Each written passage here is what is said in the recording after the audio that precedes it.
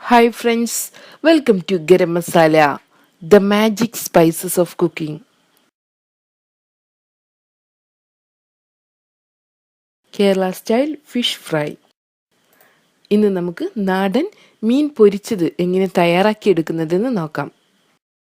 ഇതിനു വേണ്ടി നമുക്ക് 1 കിലോ മീൻ എടുക്കാം. ഏത് മീൻ വേണമെങ്കിലും എടുക്കാം.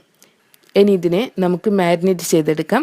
ഇതിലോട്ട് 1 ടേബിൾ സ്പൂൺ ഇഞ്ചി പേസ്റ്റ്, 1 ടേബിൾ സ്പൂൺ വെളുത്തുള്ളി പേസ്റ്റ്, 1 ടേബിൾ സ്പൂൺ ചെറിയ ഉള്ളി പേസ്റ്റ്, 1/4 ടീസ്പൂൺ മഞ്ഞൾപ്പൊടി, 1 ടേബിൾ സ്പൂൺ മുളക് പൊടി, 1 ടീസ്പൂൺ ലൈം ജ്യൂസ്, ആവശ്യത്തിന് ഉപ്പ് ഇവ ചേർത്ത് കൊടുക്കണം. ഇതിനെ നമുക്ക് മീനിലോട്ട് നന്നായി തേച്ച് പിടിപ്പിച്ചെടുക്കണം.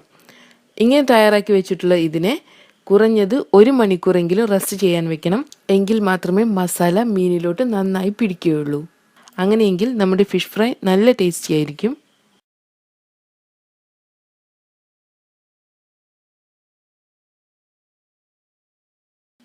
ഇനി നമുക്ക് ഫിഷ് ഫ്രൈ ചെയ്തെടുക്കാം.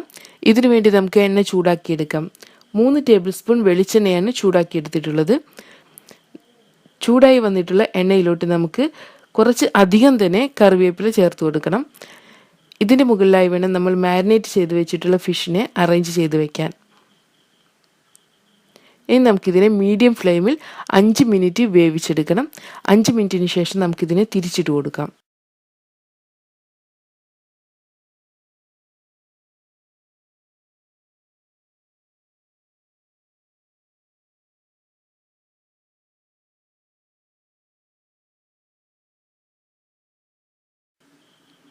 അഞ്ച് മിനിറ്റ് കൂടെ ഇതിനെ വേവിച്ചെടുക്കാം.